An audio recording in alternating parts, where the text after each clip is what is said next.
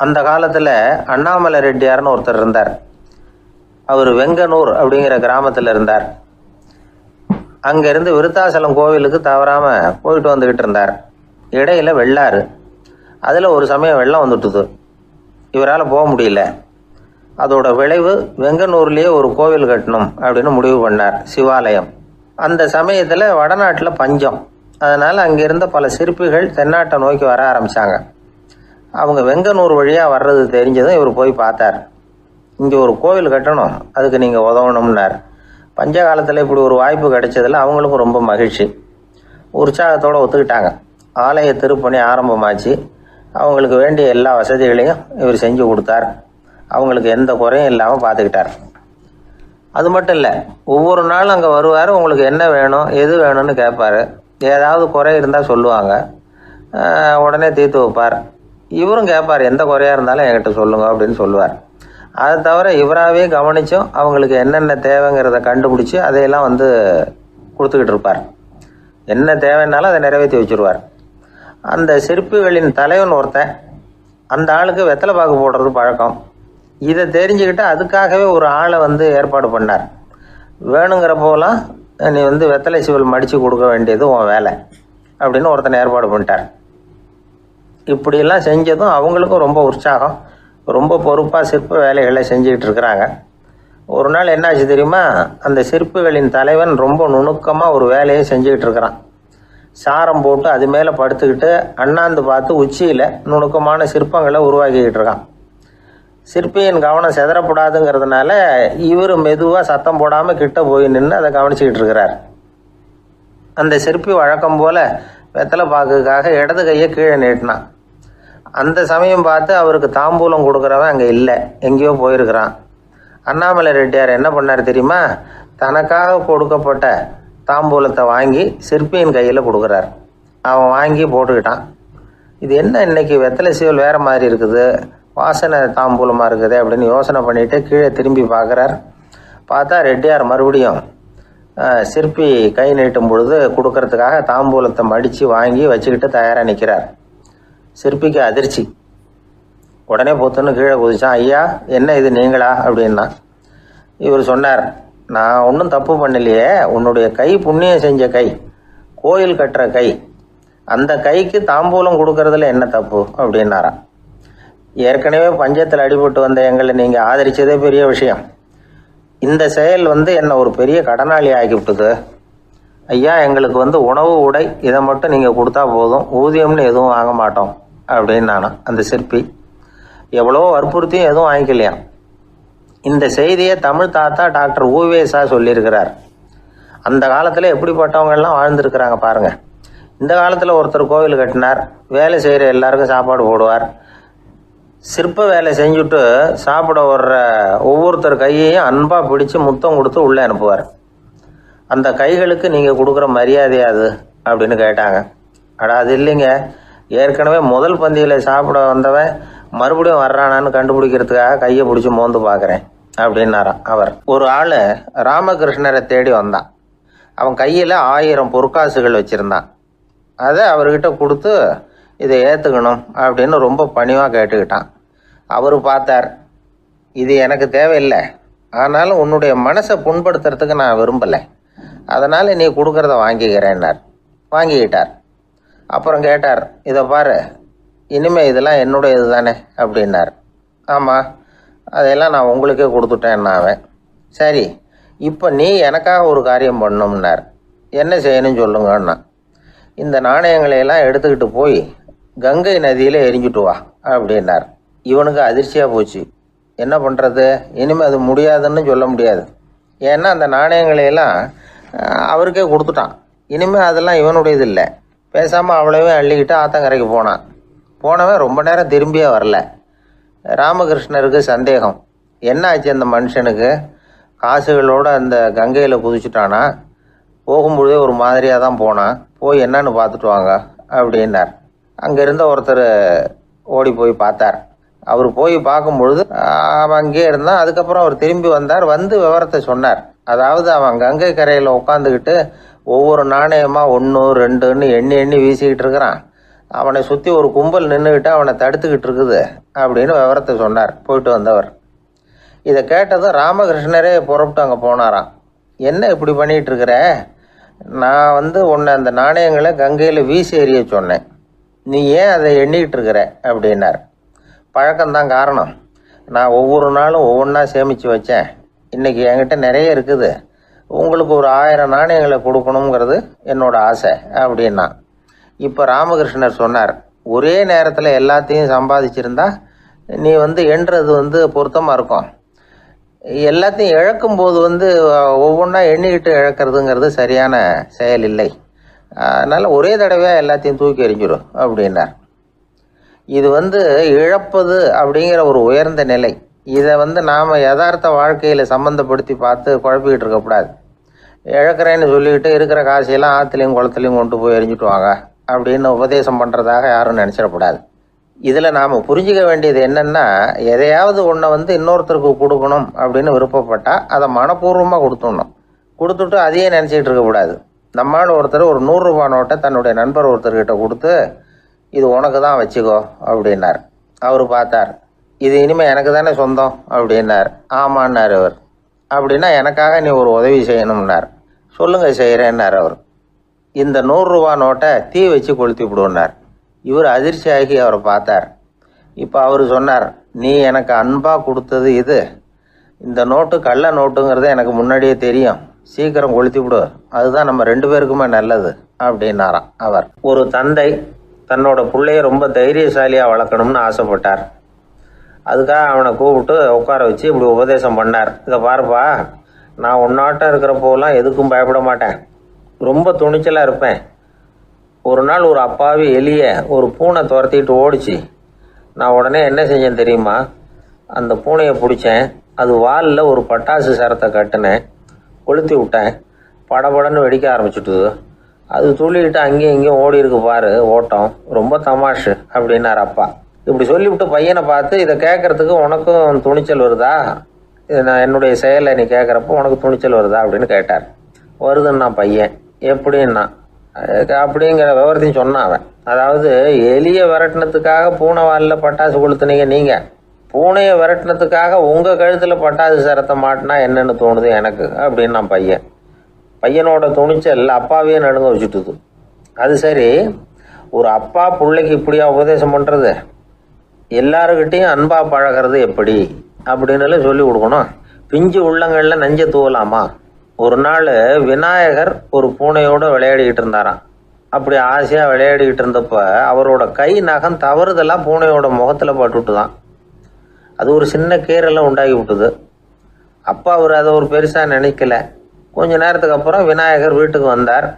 அவங்க அம்மா பார்வதி தேவியை பார்த்தார். பார்வதி தேவி கன்னத்தில் விரலால் கீறினது மாதிரி ஒரு அடையாளம் இருந்தது. விநாயகருக்கு அதிர்ச்சி, ஆச்சரியம். நம்ம அம்மா இந்த உலகத்துக்கே தாயார், அப்பேற்பட்ட அவங்க முகத்திலேயே கீரலை உண்டாக்கக்கூடியவங்க யாராக இருக்க முடியும் அப்படின்னு யோசனை பண்ணார். தாயே, உன்னுடைய கன்னத்தில் இந்த வடு எப்படிம்மா ஏற்பட்டதுன்னு கேட்டார். குழந்தாய், இது நீ செஞ்ச காரியம்தான்ப்பா, உன்னுடைய கை நகம் கீறினதுனால ஏற்பட்ட வடு தான் இது அப்படின்னாங்க அவங்க. விநாயகர் திடுக்கிட்டு போட்டார். எப்படிம்மா அது? நான் எந்த காலத்துலேயும் ஒன்று அப்படி கீறினதாக எனக்கு நினைவு இல்லையே அப்படின்னார். இன்னைக்கு காலையில் ஒரு பூனையை கீறினதை நீ மறந்துட்டியா அப்படின்னாங்க அந்த அம்மா. விநாயகர் திகைச்சு போய் நின்னார். பார்வதி தேவி சொன்னாங்க, இதை பாருப்பா, இந்த உலகத்தில் இருக்கக்கூடிய எல்லா உயிர்கள்லேயும் நான் இருக்கிறேன். நான் தான் இந்த உலகமாக ஆகியிருக்கிறேன். ஆகையினால நீ யாரை துன்புறுத்தினாலும் அது உண்மையிலேயே என்ன துன்புறுத்தினதாக தான் முடியும் அப்படின்னாங்க. விநாயகர் மனசுக்குள்ளே ஒரு வெளிச்சம் ஏற்பட்டு தான். அதுக்கப்புறம் அவர் யாரையுமே கல்யாணம் பண்ணிக்காததுக்கு அதுதான் காரணமா. இந்த உலகத்தில் எல்லாரையும், இங்கே இருக்கிற எல்லாத்தையும் தாயின் வடிவமாக அவர் பார்க்க ஆரம்பிச்சிட்டாராம். குருதேவர் ராமகிருஷ்ணர் இந்த கதையை எடுத்து சொல்லியிருக்கிறார். நபிகள் நாயகம் ஒரு தடவை ஒரு நாற்காலியில் உட்காந்து என்னமோ யோசனை பண்ணிட்டு இருந்திருக்கிறார். அப்போ அவரோட உடையில் ஒரு கீழ்ப்பகுதி தரையில் படிஞ்சு கிடந்திருக்குது. அங்கே விளையாடிக்கிட்டு இருந்த ஒரு பூனை அது மேலே படுத்து தூங்கி போச்சு. தொழுகை செய்ய வேண்டிய நேரம் வந்துட்டது. நபிகள் நாயகம் எழுந்திருக்க பார்த்தார். அப்போ தான் பூனை தன்னோட உடை மேலே படுத்து தூங்கிட்டு இருக்கிறது கண்ணில் படுது. பூனையோட தூக்கத்தை கலைக்க விரும்பல. அவர் தன்னுடைய சகோதரியை கூப்பிட்டார். ஒரு கத்திரிக்கோள் எடுத்துகிட்டு வர சொன்னார். பூனை படுத்திருந்த உடைப்பகுதி மட்டும் இருக்குல்ல, அதை மட்டும் அதோட கத்திரிச்சு விட்டுட்டு அதுக்கப்புறம் அவர் எழுந்திரிச்சு தொழுகைக்கு போனாராம். அதாவது பிற உயிர்கள்கிட்ட எப்படி அன்பு காட்டணுங்கிறத பெரியவங்க எவ்வளவோ விதத்தில் நமக்கு எடுத்து காட்டியிருக்கிறாங்க. இருந்தாலும் எத்தனை பேர் மனசில் அதெல்லாம் உரைச்சிருக்குது.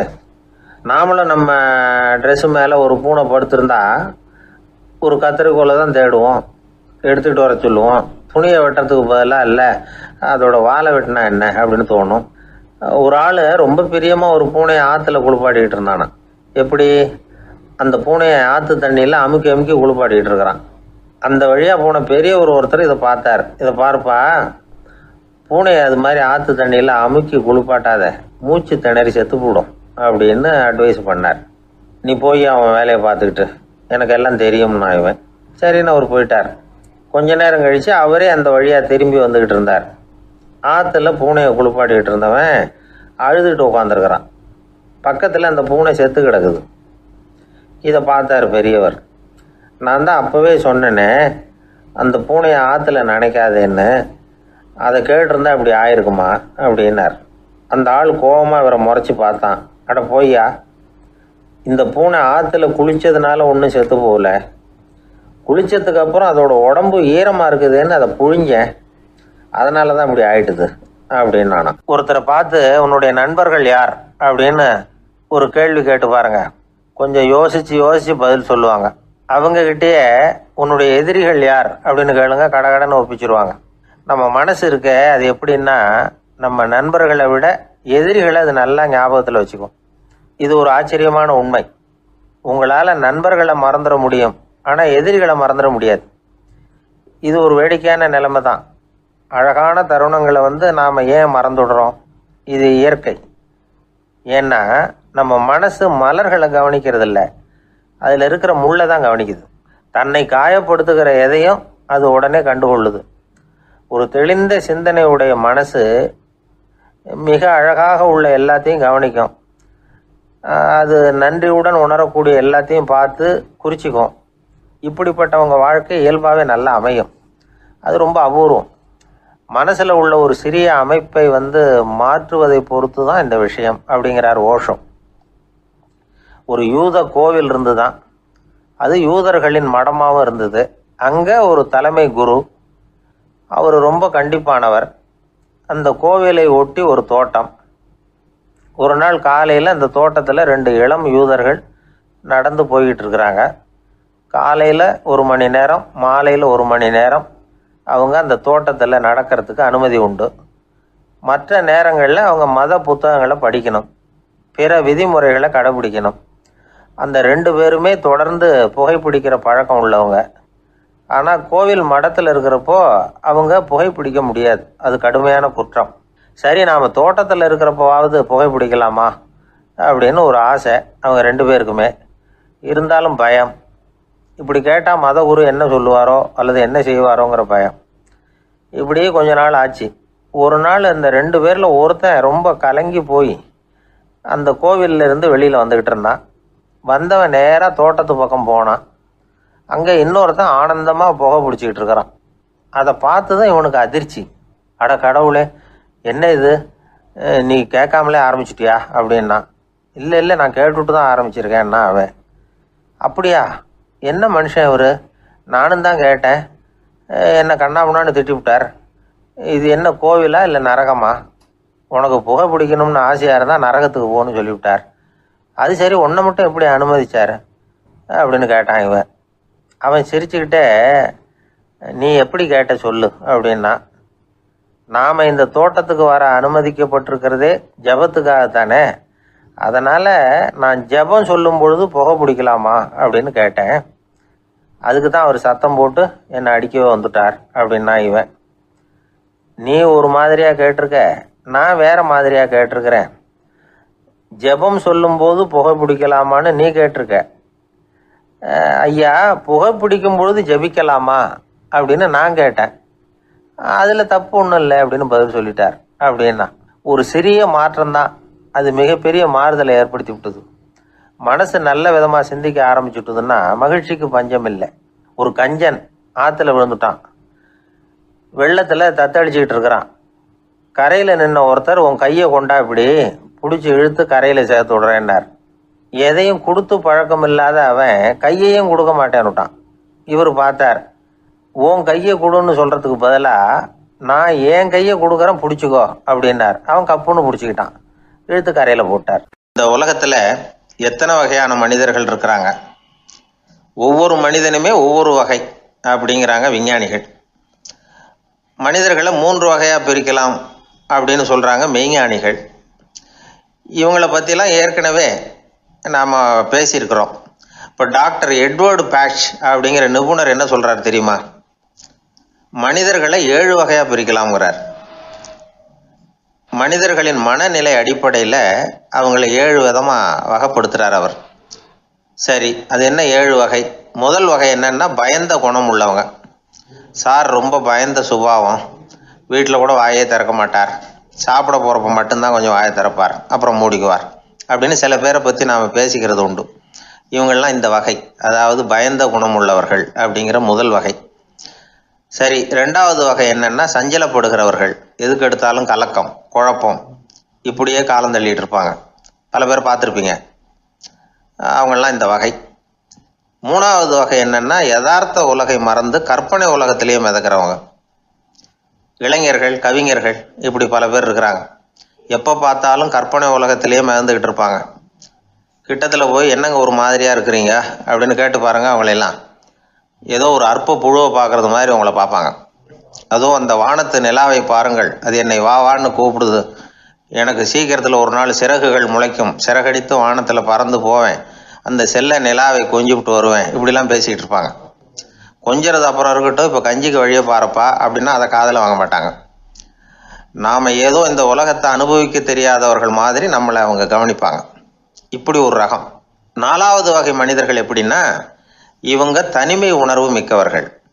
இவங்க மற்றவங்களோட இயல்பாக நெருங்கி பழகிறதில்ல, தான் உண்டு தன்னுடைய வேலை உண்டுன்னு இருந்துட்டு போகிறவங்க. அடுத்த வீட்டில் இருக்கிறவர் யார் அப்படின்னு கேட்டால் கூட அடுத்த வீடுன்னு ஒன்று இருக்கா அப்படிங்கிறது மாதிரி நம்ம முகத்தை பார்ப்பாங்க. அவங்ககிட்ட மேற்கொண்டு நாம் என்னத்தை பேச முடியும்? இப்படி ஒரு வகை. 5வது வகை மனிதர்கள் எப்படின்னா, இவங்க மற்றவங்க செல்வாக்குக்கு உட்பட மறுப்பவர்கள். அடுத்தவங்களோட செல்வாக்குக்கு இவங்க ஆட்படுறதில்ல. நான் யார் தெரியுமான்னு கேட்டால் அதை தெரிஞ்சுட்டு எனக்கு என்ன ஆக போகுதும்பாங்க. இவங்கெல்லாம் அந்த ரகம். 6வது வகை மனிதர்கள் எப்பவும் எதுலேயும் பற்றில்லாமல் இருக்கிறவங்க. இது ஒரு துறவு மனப்பான்மை. இயல்பாகவே சில பேர் இப்படி உண்டு, அவங்களுக்கு எதுலேயும் ஒரு ஈடுபாடு இருக்காது. அப்படிப்பட்டவங்கெல்லாம் 6வது வகை. 7வது வகை மனிதர்கள் மற்றவங்க கவலையை தன்னுடையதாக ஆக்கிக்கிட்டு கவலைப்படுறவங்க. இவங்கெல்லாம் மகாத்மாக்கள். தாம் வேறு அடுத்தவங்க வேறு அப்படிங்கிற எண்ணம் இவங்களுக்கு வர்றதில்லை. அதனால் அடுத்தவங்களுக்கு ஒரு துன்பம் வந்ததுன்னா இவங்களால சும்மா இருக்க முடியறதில்ல. ஆக கூடி இப்படி 7 விதமான மனிதர்களை அடையாளம் காட்டுறார் அந்த நிபுணர். இதில் நாம் எந்த வகையில் வர்றோம் அப்படிங்கிறத நாம் தான் அடையாளம் கண்டுபிடிக்கணும். எனக்கு தெரிஞ்ச ஒரு மனிதர் உண்டு.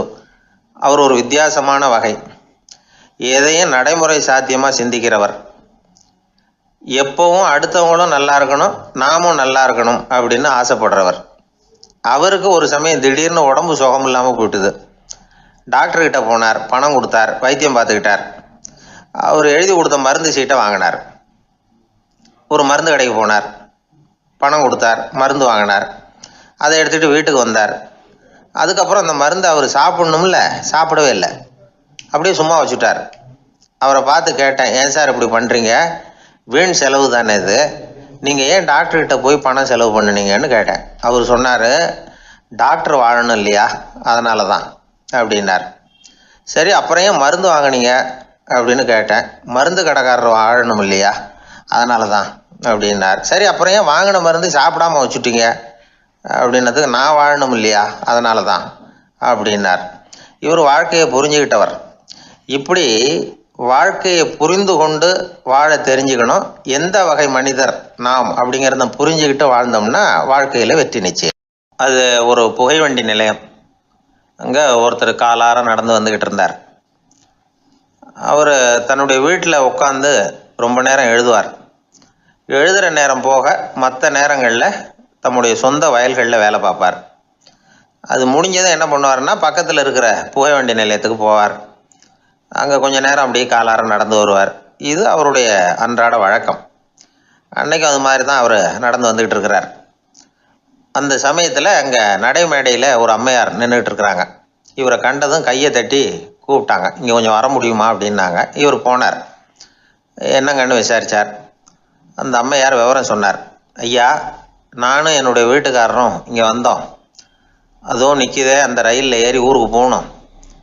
என்னுடைய வீட்டுக்காரரு அதுவும் அந்த உணவு விடுதிக்கு போயிருக்கார், இன்னும் வரல. அவர் வர்றதுக்குள்ளே ரயில் புறப்பட்டுரும் போல இருக்கு. நீங்கள் ஓடி போய் அவரை அழைச்சிக்கிட்டு வர முடியுமா அப்படின்னு கேட்டாங்க. சரின்னார் இவர்.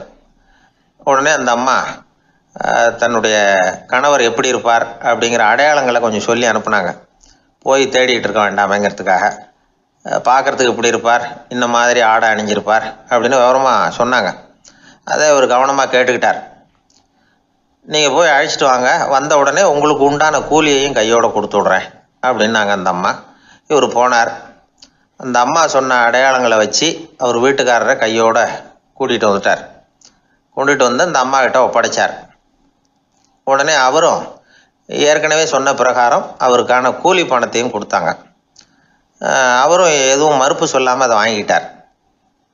வாங்கிக்கிட்டு திரும்பினார். அந்த சமயத்தில் எதிரில் வந்த ஒருத்தர் அவர் அடையாளம் கண்டுபிடிச்சிக்கிட்டார். அவங்க ரெண்டு பேரும் பேசிக்கிறது இவங்க காதில் விழுந்தது. அப்போ தான் இவங்களுக்கு அது புரிஞ்சுது. இவங்கக்கிட்ட கூலி வாங்கினவர் யாருன்னா அவர் தான் பேரறிஞர் லியோ டால்ஸ்டாய் அப்படிங்கிறது புரிஞ்சுது. அவங்க ரெண்டு பேரும் பேசிக்கிறத வச்சு ரஷ்ய நாட்டின் மிகப்பெரிய ஞானி லியோ டால்ஸ்டாய், சோவியத் நாட்டின் ஈடு இணையற்ற இலக்கிய மேதை. இது தெரிஞ்ச உடனே அந்த அம்மா அவர்கிட்ட ஓடினாங்க. ஐயா, உங்களுக்காக நான் கூலி கொடுத்தேன், நான் பெரிய தவறு பண்ணிவிட்டேன் அப்படின்னு சொல்லி வருத்தப்பட்டாங்க. பரவாயில்ல, ஆனால் நீங்கள் எனக்கு கொடுத்த கூலி பணத்தை நான் திருப்பி கொடுக்க மாட்டேன். ஏன் தெரியுமா? அது நான் உழைச்சி பெற்ற தொகை அப்படின்னார். யாருக்குமே அதிக மகிழ்ச்சியை தரக்கூடிய பணம் எதுன்னு கேட்டால் அது அவங்க உழைப்புக்கு ஊதியமாக கிடைக்கிற பணம் தான். நம்ம ஆட்கள் சில பேருக்கு உழைக்காமல் கிடைக்கிற தீய வழியில் வருகிற பணம் கூட மகிழ்ச்சியை கொடுக்கும். ஒரு பெரிய தொழிற்சாலை, அதோட முதலாளி கடுமையான ஒரு கட்டுப்பாடு விதிச்சிருந்தார். அது என்ன கட்டுப்பாடுன்னா, இந்த தொழிற்சாலைக்கு உள்ள யாரும் சிகரெட்டு பிடிக்கக்கூடாது அப்படிங்கிறது தான். ஒரு நாள் இந்த முதலாளி தன்னுடைய தொழிற்சாலையை சுற்றி பார்த்துக்கிட்டு வரார். அப்போது ஒரு இளைஞன் உள்ள சிகரெட்டு பிடிச்சிக்கிட்டு இருந்தான். அதை பார்த்து விடுறார். அவ்வளவுதான், அவருக்கு கோபம் வந்துட்டுது. உடனே உதவியாளரை கூப்பிட்டார். அதோ பாரு, அந்த சிகரெட்டு பிடிச்சிக்கிட்டு இருக்கிறானே, அவன் கணக்கை முடித்து வெளியில் அனுப்பி வச்சிரு அப்படின்னு உத்தரவு போட்டார்.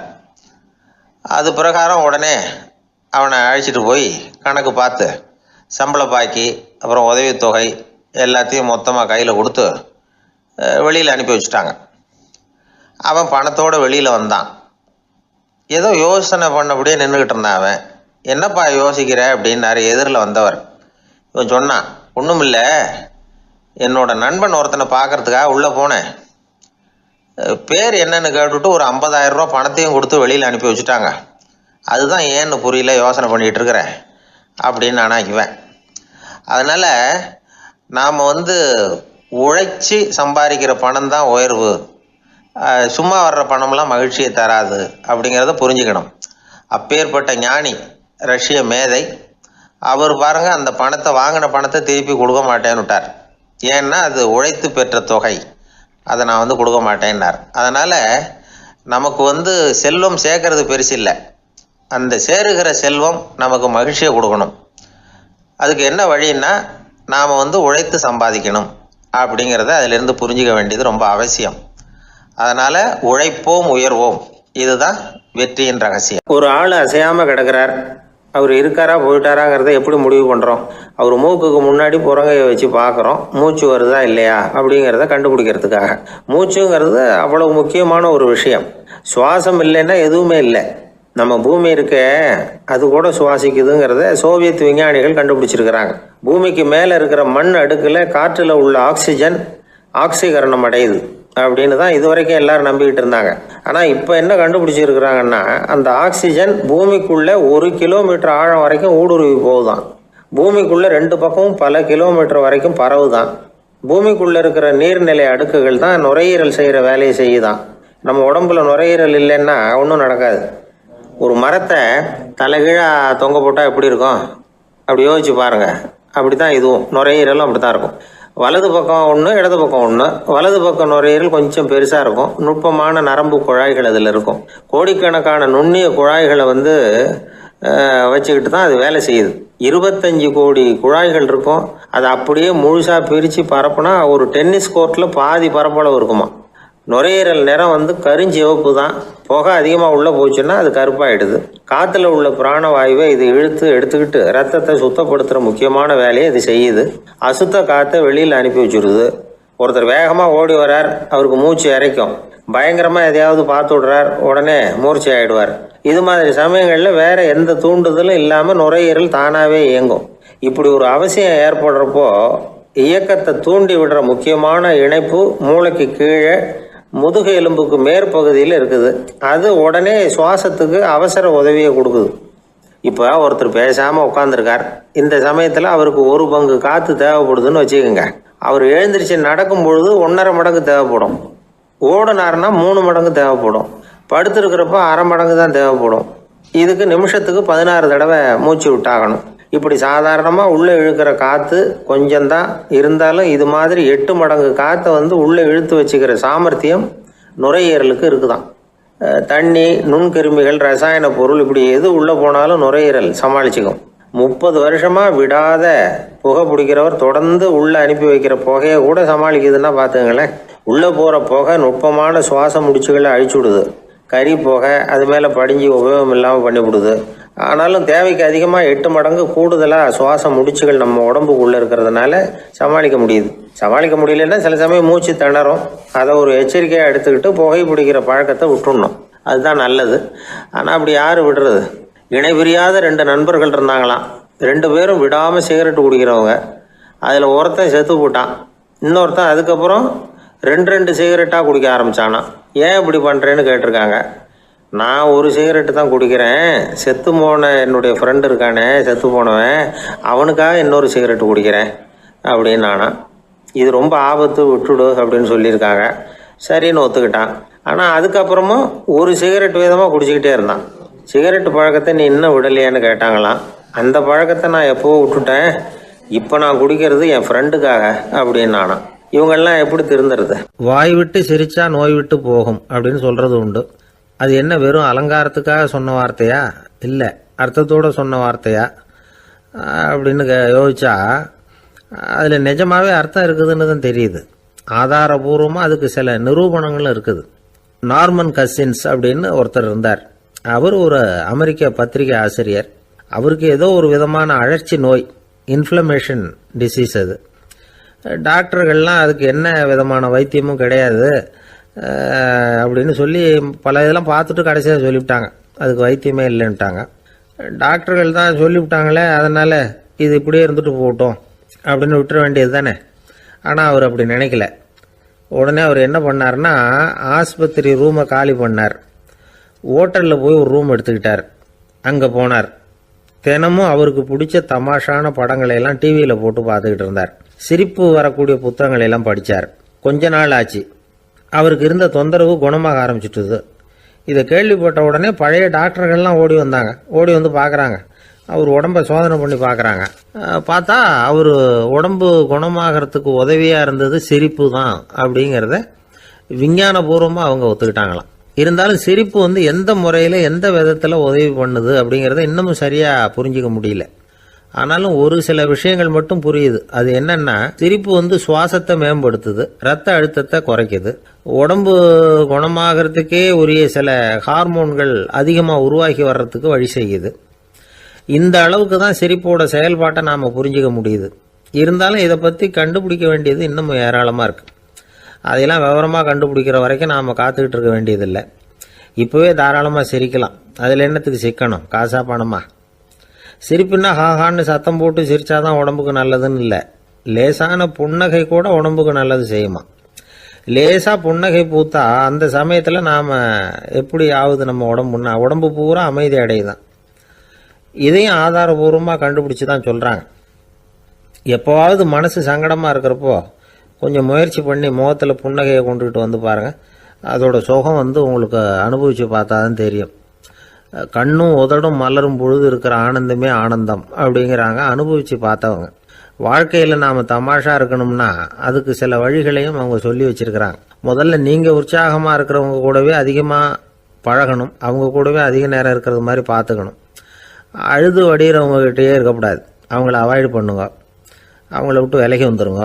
உங்கள் முன்னாடி இருக்கிறவர் எப்பவும் மூஞ்சியை தொங்க போட்டுக்கிட்டே இருக்கிறவராக இருந்தால் கொஞ்ச நாளில் உங்கள் முகமும் அப்படியே ஆகிடுமா, ஜாக்கிரதையாக இருக்கணுமா. ரெண்டாவது, எடுத்ததுக்கெல்லாம் சீரியஸ் ஆகிடக்கூடாது, எதையும் நிதானமாக யோசிக்கணும். அடுத்தவங்க நம்மளை மதிக்கணுங்கிறதுக்காக நாம் பகட்டாக நடந்துக்கிறதுக்கு ஆசைப்படக்கூடாது. உங்களுக்கு பிடிச்ச தமாஷான வீடியோ படங்கள், புத்தகங்கள் இதையெல்லாம் லிஸ்ட்டு போட்டுக்கிட்டு முடிஞ்ச அளவுக்கு வாங்கி சேர்த்து வீட்டுக்குள்ளேயே ஒரு லைப்ரரி உண்டாக்கிக்கலாம். ஒரு பெரிய பிஸ்னஸ்மேன், ரொம்ப வெற்றிகரமாக பிஸ்னஸ் பண்ணுறவராம். அவர் எப்படின்னா அடிக்கடி ரயிலில் பிரயாணம் பண்ணுறப்போ நியூஸ் பேப்பரை வச்சுக்கிட்டு ரொம்ப சுவாரஸ்யமாக படிச்சுக்கிட்டே போகிறான். நியூஸ் பேப்பரில் அப்படி என்ன சுவாரஸ்யமான விஷயம் அப்படின்னு எட்டி பார்த்தா அதுக்குள்ளே ஒரு காமிக் புஸ்தகத்தை வச்சுக்கிட்டு படிச்சுக்கிட்டு இருப்பாராம். என்னங்க அப்படின்னு கேட்டால், என் மனசு லேசாக இருக்கிறதுக்கு இது ரொம்ப உதவியாக இருக்குது அப்படின்பாரான். அது ஒரு பக்கம் இருக்கட்டும். சிரிப்புன்னா எல்லா விதமான தமாஷும் உடம்புக்கு நல்லதுன்னு நினச்சிடக்கூடாதான். ஜேம்ஸ் கரோல் அப்படிங்கிற அமெரிக்க உளவியல் நிபுணர் என்ன சொல்கிறார் தெரியுமா? அடுத்தவங்களை குறை சொல்கிறது, கேலி பண்ணுறது, நையாண்டி பண்ணுறது, இது மாதிரியான நகைச்சுவையெல்லாம் நல்லது செய்கிறது இல்லைங்கிறார் அவர். அடுத்தவங்களை தொந்தரவு பண்ணாத ஜோக்குகள் தான் எப்பவும் நல்லது. யாராவது ஜோக்கு சொன்னால் தாராளமாக சிரிக்கணும். ஒருத்தர் வந்தார், இன்னொருத்தரை கூட அழைச்சிக்கிட்டு என்கிட்ட காட்டினார். அவர் தன்னுடைய முகத்தை ரொம்ப சீரியஸாக வச்சுக்கிட்டு இருந்தார். என்னங்க விஷயம் அப்படின்னு விசாரித்தோம். வந்தவர் எங்களை பார்த்து சொன்னார், சார், இவர் கூட ஒரு பெரிய ப்ராப்ளம்னார். என்னன்னு, ஏதாவது ஒரு ஜோக்கு சொன்னால் உடனே சத்தம் போட்டு சிரிக்க ஆரம்பிச்சுடுறார் சார் அப்படின்னார். ஜோக்கை கேட்டுட்டு சிரிக்க ஆரம்பித்தா அது ப்ராப்ளம் இல்லையே அப்படின்னு சொன்னோம். சிரிக்க ஆரம்பிக்கிறது ப்ராப்ளம் இல்லை சார், ஆனால் அப்படி ஆரம்பிக்கிற சிரிப்பை அதுக்கப்புறம் நிறுத்தவே மாட்டேங்கிறார். நாள் கணக்கில் அது பாட்டுக்கு போயிட்டு இருக்கு, அதுதான் ப்ராப்ளம் அப்படின்னார் அவர். ஒரு ஊரில் ஒரு மன்னர் இருந்தார்.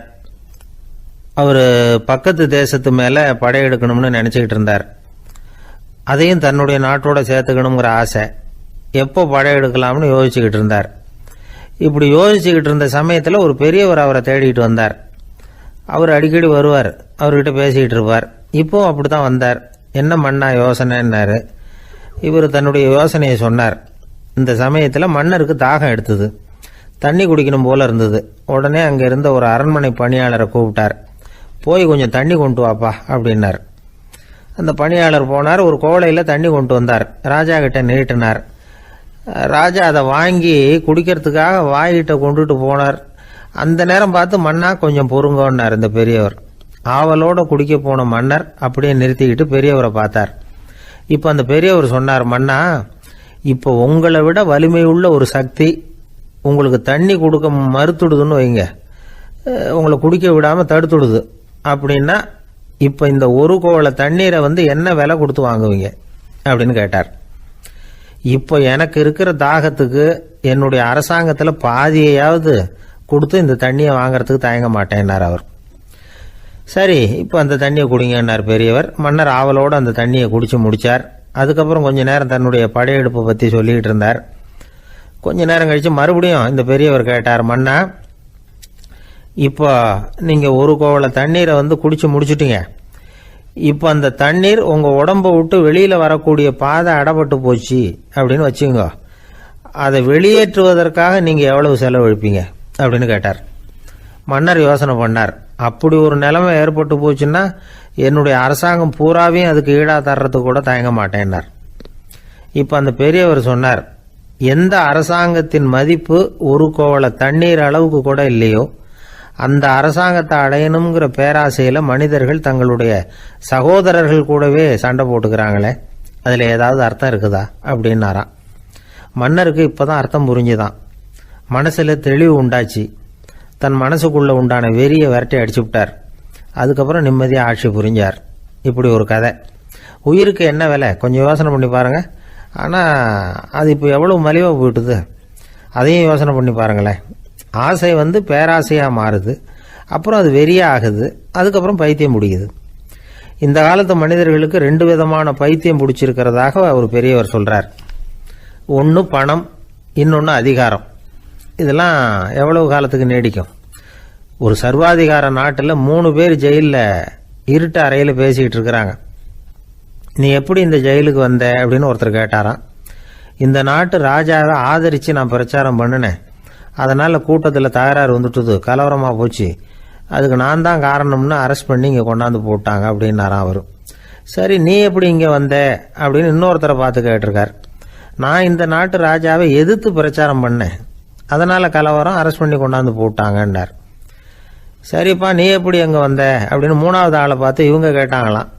இதுக்கு அந்த ஆள் மெதுவாக வெளிச்சத்துக்கு வந்து நான் தான் இந்த நாட்டு ராஜா அப்படின்னாராம். ஒரு நண்பர் ஆனந்தமாக சிகரெட் பிடிச்சிக்கிட்டு இருந்தார். இந்த பழக்கத்தை விட்டுவிடுங்களேன் அப்படின்னு சொல்லி பார்த்தோம். விட்டுடலாம்னு தான் பார்க்குறேன், ஆனால் முடியலையேன்னார். மனசு வச்சா எல்லாம் முடியும் அப்படின்னோம். அவர் கொஞ்ச நேரம் யோசனை பண்ணார். அப்புறம் சொன்னார், சரி சார், இதுதான் நான் பிடிக்கிற கடைசி சிகரெட் அப்படின்னு சொல்லி ரொம்ப அழுத்தமாக புகையை உள்ளுக்கு இழுத்தார். அதுக்கப்புறம் அந்த துண்டு சிகரெட்டை வீசி எறிஞ்சுட்டார். ஒருத்தர் இது மாதிரி தீர்மானம் பண்ணி தன்னுடைய கடைசி சிகரெட்டை தூக்கி எறிஞ்சுட்டார்னா அது ஒரு பெரிய விஷயம்தான். அதுக்கு பிறகு அவர் உடம்புல படிப்படியாக என்னென்ன மாற்றங்கள் நடக்கும் அப்படிங்கிறத பற்றி ஒரு விவர பட்டியலே வெளியிட்டிருக்கிறாங்க. அது என்ன விவரம் தெரியுமா? ஒருத்தர் புகைப்பிடிக்கிற பழக்கத்தை நிறுத்துறாருன்னு வச்சுங்க. அப்படி அவர் நிறுத்தின 20 நிமிடங்களுக்குள்ள உயர் ரத்த அழுத்தம், உடல் வெப்பம், நாடி துடிப்பு இதெல்லாம் சரியான நிலைமைக்கு வந்துடுதான். 8 மணி நேரத்துக்குள்ள இந்த ஸ்மோக்கர்ஸ் பிரீத் அப்படிங்கிற தன்மை மறைஞ்சிருதான். ரத்தத்தில் உள்ள கார்பன் மோனாக்சைடு அளவு குறையுதான், ஆக்சிஜன் அளவு கூடுதான், சரியான அளவுக்கு வந்துடுதான். ஒருத்தர் கடைசி சிகரெட்டை தூக்கி எறிஞ்சுட்டார்னா 24 மணி நேரத்துக்குள்ள மாரடைப்பு ஏற்படுறதுக்கான வாய்ப்பு குறைஞ்சுடுதான். 48 மணி நேரத்துக்குள்ள உணர்வு நரம்புகளின் முனைப்பகுதிகள் மறுபடியும் ஒன்று சேர்ந்துருதான். அதனால நாக்கு சுவை உணர்வு, மூக்கின் முகரும் சக்தி இதெல்லாம் மேம்படுதான், நல்ல நிலைமைக்கு வந்துடுதான். சிகரெட்டை நிறுத்தின 3 நாளுக்குள்ள மூச்சு விடுறது சுலபமாயிடுதான். இப்படி அவங்க பட்டியல் நிறைய சொல்றாங்க. 2 அல்லது 3 மாசத்துக்குள்ள என்ன ஆகும் தெரியுமா? ரத்த ஓட்டம் மேம்படுது, நடக்கிறது சுலபமாயிடுது. நுரையீரல் கொள்ளளவு 30% அதிகரிக்குது. 1லிருந்து 9 மாசத்துக்குள்ள சுவாச குறைபாடுகள் நீங்குது. நுரையீரலில் இருக்கக்கூடிய இந்த அசுத்தம் வடிகட்டும் திசுக்கள் சரியா வேலை செய்ய ஆரம்பிச்சிருது. 1 வருஷத்துக்குள்ள இந்த இதய அழுத்த நோய்க்கான வாய்ப்பு பாதியாக குறைஞ்சிருது. இந்த சிகரெட்டை நிறுத்தின 5 வருஷத்துக்குள்ள ஒரு நாளைக்கு 1 பாக்கெட் சிகரெட் பிடிக்கிறவர்களில் நுரையீரல் புற்றுநோயினால் சாகிறவர்கள் எண்ணிக்கை பாதியாக குறைஞ்சிருது. புற்றுநோய் செல்கள் சீரமைக்கப்படுது. ஆக ஒருத்தர் புகைக்கிறத விட்டுணும்னு தீர்மானம் பண்ணி தன் கையில் இருக்கிற சிகரெட்டை இதுதான் கடைசின்னு சொல்லி தூக்கி எறிஞ்சுட்டா அதுக்கப்புறம் படிப்படியாக இவ்வளவு நன்மைகளும் மாற்றங்களும் ஏற்படுறதாக இந்த அமெரிக்கன் கேன்சர் சொசைட்டி தெரிவிச்சிருக்குது. அதனால புகைப்பழக்கம் உள்ளவங்க இதெல்லாம் கொஞ்சம் யோசிச்சு பார்த்து அந்த பழக்கத்தை விட்டு விடுறது ரொம்ப நல்லது. ஆனால் அதையெல்லாம் நாம் சொன்னால் யார் கேட்குறாங்க? என்னுடைய நண்பர் ஒருத்தர் புகைப்பழக்கம் உள்ளவர், அவர் என்கிட்ட சொன்னார், சார், சிகரெட் பிடிக்கிற பழக்கத்தை விட்டு விடுறது என்னை பொறுத்த வரைக்கும் ஒன்றும் பெரிய கஷ்டமான செயல் இல்லை, அது ரொம்ப சுலபம் அப்படின்னார். எப்படி சொல்கிறீங்கன்னு கேட்டேன். நான் ஏற்கனவே 20 தடவை அந்த பழக்கத்தை விட்டுருக்கேன் சார் அப்படின்னார் ரொம்ப பெருமையாக. ஒரு குழந்தை பிறந்து தான் ஒரு வீட்டில், அந்த குழந்தைக்கு என்ன பேர் வைக்கிறதுங்கிறது ஒரு தகராறு. இந்த குழந்தைக்கு என்ன பேர் வைக்கிறதுங்கிறதுல தகராறு வந்துடுது. யார்? கணவனுக்கும் மனைவிக்கும். அவன் என்ன சொல்கிறான், எங்கள் அப்பா பேரை தான் வைக்கணுங்கிறான் அவன்.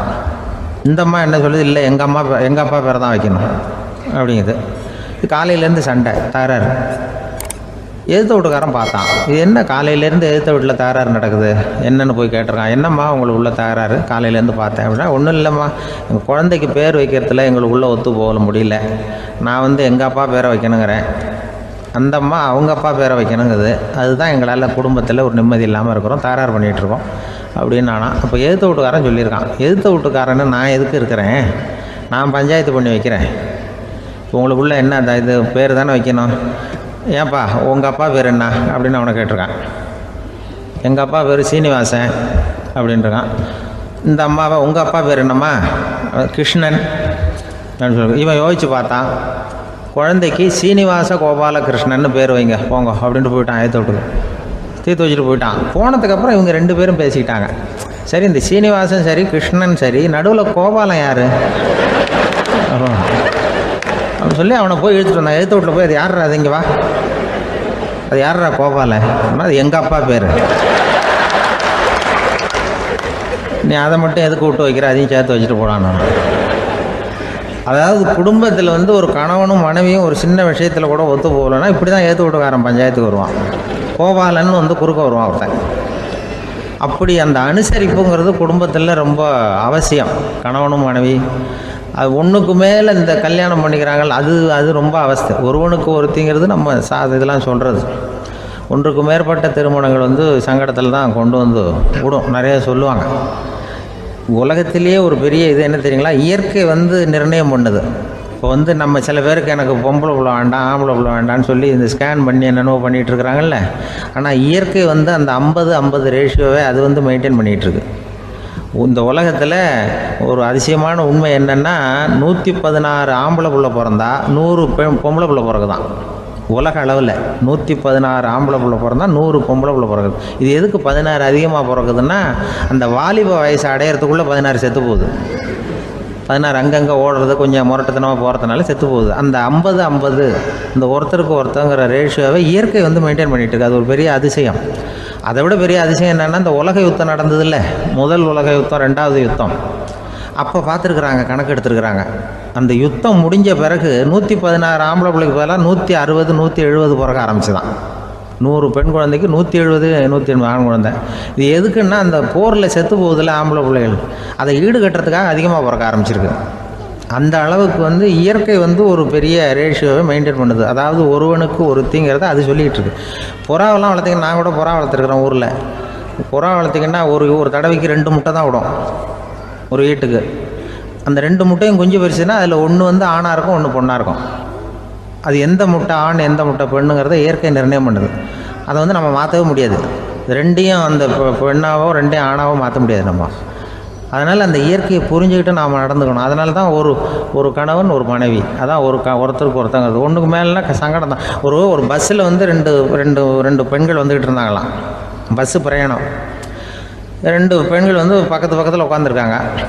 அந்த கண்டக்டரை கூப்பிட்ருக்காங்க, இங்கே வாயா அப்படின்னு அந்த ஒரு அம்மா கூப்பிட்ருக்கு.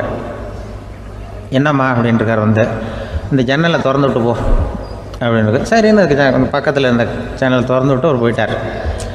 பக்கத்தில் இருந்தாமா உடனே இங்கே வாயா மறுபடியும் வாயான்னு கூப்பிட்ருக்கு. வந்து என்ன இந்த ஜன்னலை மூடி விட்டு போ அப்படின்ட்டுருக்கு. மூடி விட்டு போனார்.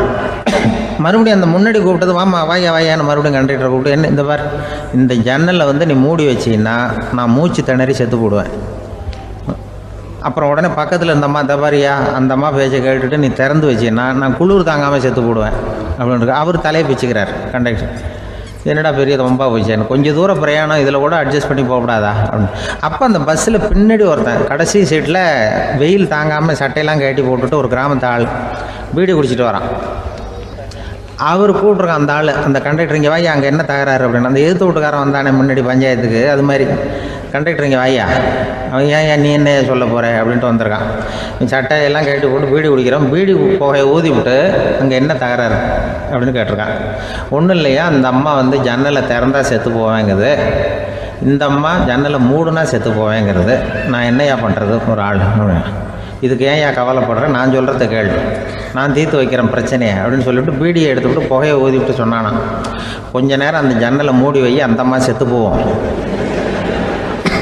அப்புறம் திறந்து வை, இந்த அம்மா செத்து போவோம், நாம் நிம்மதியாக போகலாம் அப்படின்னு சொல்லிட்டு பீடி குடிக்க ஆரம்பிச்சிட்டான். அவருக்கு கோவம் வந்துட்டுது கண்டக்டருக்கு. உனக்கு என்னையா நீ பாட்டுக்கு சொல்லிட்டு போடுவ, அந்த 2 அம்மாவும் செத்து போச்சுன்னா அவங்க வீட்டுக்காரனுக்கெல்லாம் யார் பதில் சொல்கிறது அப்படின்னா, கவலையே படாத, 2 பேருக்கும் நான் தான் வீட்டுக்காரன். அதனால தான் அந்த யோசனையை சொன்னேன் அவங்ககிட்ட. அப்புறம் இதுதான் அந்த ஒன்றுக்கு மேலே போச்சுன்னா அது இயற்கைக்கு விரோதம், இப்படிலாம் ஆகும்.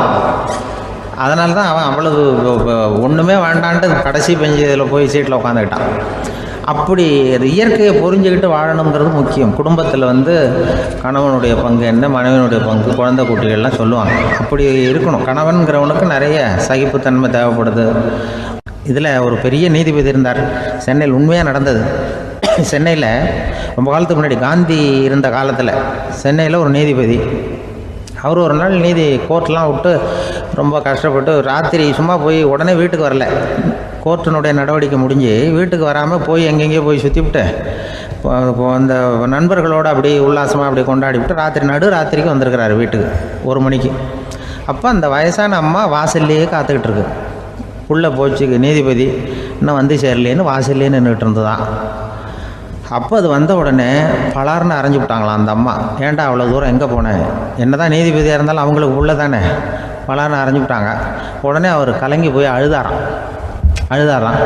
மறுநாள் கேட்டிருக்காங்க அந்த பக்கத்தில் இருந்தவங்க, ஏன் நீ வந்து பெரிய நீதிபதி, பெரிய பதவியில் இருக்க, அதனால் உன்னை உங்கள் அம்மா அடிச்சிட்டாங்கன்னு அழுதியா அப்படின்னு கேட்டாங்களாம்.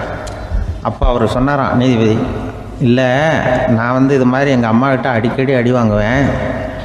எப்போதும் அவங்க அடிக்கிற அடி பலமாக விழும். இப்போ அவங்க அடித்தது எனக்கு வலிக்கவே இல்லை. அந்த அளவுக்கு அவங்களுக்கு வயசாகிட்டுதே, பலம் குறைஞ்சிட்டுதேன்னு நினச்சி அழுதேன் அப்படின்னு இருக்காராம். அதுதான் புள்ள அம்மா பேரில் உள்ள பாசங்கிறது. இதே போல் நான் சொன்னது மாதிரி முன்னாடி இவர் ஒரு இறைநேச செல்வர் ஒருத்தர் இருந்தார். ஒரு அம்மா வந்து எனக்கு அப்பா தண்ணி கொடுப்பா அப்படின்றது படுக்கையில் இருந்த அம்மா. இவர் ஏதோ படிச்சுக்கிட்டு இருந்தவர் ஒரு சின்ன இளைஞர் உடனே ஓடி போய் ஒரு குவளையில் தண்ணி எடுத்துகிட்டு போய் அம்மாவுக்கு முன்னாடி நிற்கிறார். முன்ன அந்த அம்மா அதுக்குள்ளே தூங்கி போச்சு. இவர் அந்த தண்ணியை வச்சுக்கிட்டு அவர் பாட்டு நிற்கிறார். விடிஞ்சு போச்சு. விடிகிற சமயத்தில் அந்த அம்மா முடிச்சு பார்க்குது, பையன் தண்ணியோட கையில் வச்சுட்டு நிற்கிறார். ஏம்மா என்னப்பா நீ ராத்திரி பூரா தண்ணியோடு நின்றுட்டு இருக்கிறியா எனக்கா அப்படின்னு. அப்பா அவர் சொன்னாராம், ஆமாம்மா ராத்திரி தண்ணி தாகமாக இருக்குன்னு கேட்டிங்க, உடனே தண்ணி கொண்டு வந்துட்டேன். ஓடி வந்து பார்க்கும்பொழுது நீங்கள் தூங்கிக்கிட்டு இருந்தீங்க. தூங்கிட்டு இருக்கும்பொழுது உங்களை எழுப்ப வேண்டாம், தூக்கத்தை கெடுக்க வேண்டாம்னு நான் நினச்சேன். அதனால் எழுப்பலை. தூக்கம் முழிக்கிற சமயத்தில் உடனே தாகமாக இருக்கும், தண்ணி குடிக்கணும்னு ஆசைப்படுவீங்க, அதனால் தண்ணியை பக்கத்துலேயே வச்சுட்டு நிற்கிறேன் அப்படின்னு அந்த இளைஞர் சொன்னாராம். அப்படியே கட்டி பிடிச்சிட்டு நீ பிற்காலத்தில் பெரிய அறிஞராக வருவேன்னு சொல்லி அந்த அம்மா வரணும்னு சொல்லி இறைவனை வேண்டாங்களாம். அவர் தான் இஸ்லாமிய மார்க்கத்தில், தீன் மார்க்கத்தில் பெரிய ஆளானது. அதாவது ஷர்புதீன் யாஹ்யான்னு ஒருத்தர், ஒரு பெரிய இஸ்லாமிய பேரறிஞராக வந்தார். இப்படி அம்மா பேரில் பாசமாக உள்ளவங்களாம் இருந்தாங்க நிறையா. அப்படி அந்த குடும்பத்தில் வந்து அந்த பாசம் நேசம் எவ்வளவு இருக்கோ அவ்வளவுக்கு அவர்கள் உயர்வார்கள்ங்கிறது தான் நம்முடைய பெரிய இதெல்லாம் பெரியவங்கள்லாம் சொல்லியிருக்கிறது அதுதான். அதனால தான் அந்த கணவனுடைய பங்கு என்ன, மனைவியினுடைய பங்கு என்ன, பிள்ளைகளுடைய பங்கு என்னங்கிறத பற்றி ரொம்ப விவரமாக சொல்கிறதுக்காக தான் அதை பற்றி நாம் சிந்திக்க வேண்டிய நேரம் இதுங்கிறதுனால தான். கணவனுக்கு வந்து இது வந்துடக்கூடாது, அதாவது கோபம் வரக்கூடாது, நிதானம் வேணும் அப்படின்லாம் சொல்லுவாங்க. நிதானம், கணவன் வந்து கோபப்படக்கூடாதுமா. அதுக்கு நாங்கள் மனுஷனுக்கு சினம் தவிர்த்தல்னு பயிற்சியெல்லாம் கொடுக்குறாங்க. இப்போது மனுஷன் கோபப்படாமல் இருக்கணும், போகணும் வரணும், அதுக்கு சொல்லுவோம் நாங்கள். சும்மா கதை ரூபமாக சொல்கிறது. அங்கே வேதாத்திரி மகரிஷின்னு இருக்கார், அவர் இதில் வந்து சினம் தவிர்த்தல்னு பயிற்சியை கொடுப்பாங்க. குடும்ப தலைவர்கள் பெரியவங்கள்லாம் வந்து அந்த பயிற்சியை எடுத்துக்கணும். என்ன கூப்பிட்டாங்க ஒரு தரம், சினம் தவிர்த்தல்னு ஒரு பயிற்சி கொடுக்குறோம், அதில் நீ வந்து பேசுன்னாங்க. நான் சொன்னேன், நான் பயிற்சிக்கு வேணா வரேன், என்னை பேச வேண்டாம் சார், நான் வந்து பயிற்சி கற்றுக்கிறேன்னு. இல்லை நீ அதெல்லாம் பயிற்சி நாங்கள் கொடுக்குறோம், நீ உனக்கு என்ன தெரியுமோ சொல்லு, மனுஷன் கோவப்படாமல் இருக்கணும், அதுக்கு ஏதாவது வழி சொல்லிட்டு போ அப்படின்னு கூப்பிட்டாங்க. சரின்ட்டு போனேன். அங்கே போய் நான் சொன்னேன், இது மாதிரி எனக்கு தெரிஞ்சது ஒரு கதை மாதிரி சொன்னேன். மீனம்பாக்கம் ஏர்போர்ட், அங்கே ஜப்பானுக்கு போக வேண்டிய ஒரு பிரயாணி லக்கேஜோடு நிற்கிறார் நிறையா. இதை வாங்கி பிளேனில் ஏற்றக்கூடிய ஒரு தொழிலாளி அவர்கிட்ட ஒரு சண்டை போடுறார், அடிக்க போகிறார், திட்டுறாரு, கண்டாமலான்னு திட்டுறார். அவர் இதை ஒருத்தர் பார்த்துக்கிட்டே இருக்கார். அந்த சினம் தவிர்த்தல் பயிற்சி கொடுக்குற பேராசிரியர் ஒருத்தர் பார்த்துக்கிட்டே இருக்கார். இது எப்படி இவன் இந்த ஆள் அவ்வளவு கோபமாக அடிக்க போகிறான், திட்டுறான் அந்த பெரிய மனுஷன், இவர் பதிலுக்கு அவர் திட்டவே இல்லையே. அந்த தொழிலாளி சிரிச்சுக்கிட்டே சரி சார் அப்படின்னுட்டே இருக்கான். இவர் லக்கேஜை வாங்கி பிளேனில் ஏற்றுற தொழிலாளி இப்போ கண்ணாவுடனே அடிக்க போகிறான், திட்டுறான், முகம் செவந்து போச்சு. இவருக்கு என்ன ஆச்சரியம்னா, இந்த ஆள் இவ்வளவு கோவப்படுறான், அதை வாங்கி அந்த தொழிலாளி கொஞ்சம் கூட முகத்தில் கோபமே படலையே, சிரித்த முகத்தோடு இருக்கானே, இவன் வந்து நமக்கு பயிற்சி வகுப்பு எடுக்கலாம் போல இருக்கே அப்படின்னு இவர் நினச்சிட்டார். ரொம்ப நேரம் அவர் கத்திக்கிட்டு இருந்தார். சரி சார்ன்ட்டு அதை வாங்கிட்டு அவர் போயிட்டார். போனதுக்கப்புறம் அவர் இந்த ஆள் அப்புறம் பிளேன் வந்தது, ஏறி அவர் போயிட்டார், ஜப்பானுக்கு போயிட்டார். அதுக்கப்புறம் இந்த சினம் தவிர்த்தல் பேராசிரியர் ஓடி போய் அந்த தொழிலாளியை பிடிச்சி கொண்டு வந்தார். இந்த பாருப்பா, நான் வந்து காலையிலேருந்து பார்த்துக்கிட்டு இருக்கேன், அந்த ஆள் உன்னை அடிக்க வந்தான், திட்ட வந்தான், இவ்வளவு கோவப்படுறான், உனக்கு பதிலுக்கு நீ கோவமே படலையே, உனக்கு கோவமே வராதா, அது எப்படி நீ சினம் தவிர்க்கிறது, எப்படி உனக்கு கோவமே வரலையா அப்படின்னு கேட்டிருக்கார். அப்போ அந்த தொழிலாளி சொன்னாரா, அப்படி இல்லை சார், மனுஷன்னு பிறந்தா கோவம் படாமல் இருக்க முடியாது, எல்லாருக்கும் கோவம் வரும், அது அவங்கவுங்க வழியில் டீல் பண்ணுவாங்க, நான் அதை என் வழியில் டீல் பண்ணேன், அவ்வளோதான். அப்போ அவர் திட்டும் பொழுது உனக்கு கோபம் வந்தது தானே? வந்தது சார். அப்போ அது எப்படி டீல் பண்ணேன்னு கேட்டிருக்காரு. அப்போ இவன் சொன்னான், நான் ஒன்றும் இல்லை சார், அந்த பிரயாணி வந்து இப்போ ஜப்பானுக்கு போயிட்டுருக்கார், அவர் லக்கேஜெலாம் அமெரிக்கா போயிட்டுருக்கு.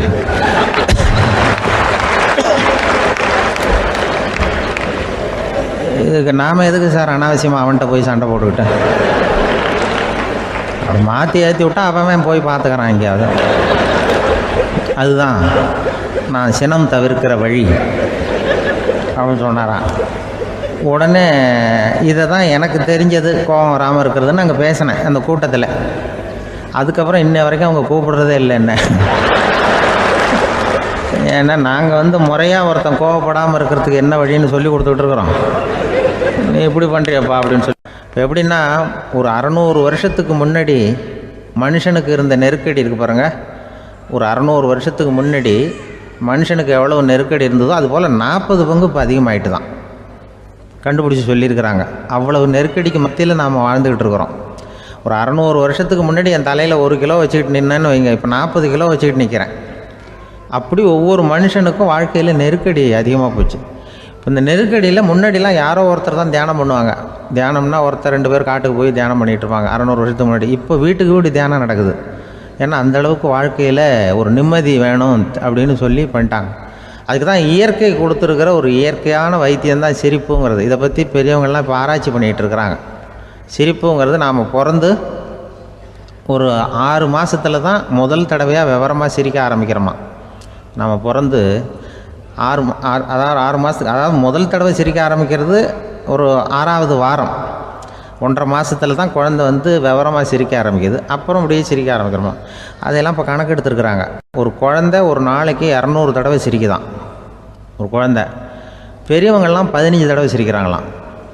200 தடவை சிரிச்சுக்கிட்டு இருந்த நாம் அப்படியே குறைஞ்சி 15 ஆகிட்டு. அதனால தான் இருதய நோயெல்லாம் வருது, ஹார்ட் அட்டாக்லாம் வருதுன்னு கண்டுபிடிச்சிருக்கிறாங்க.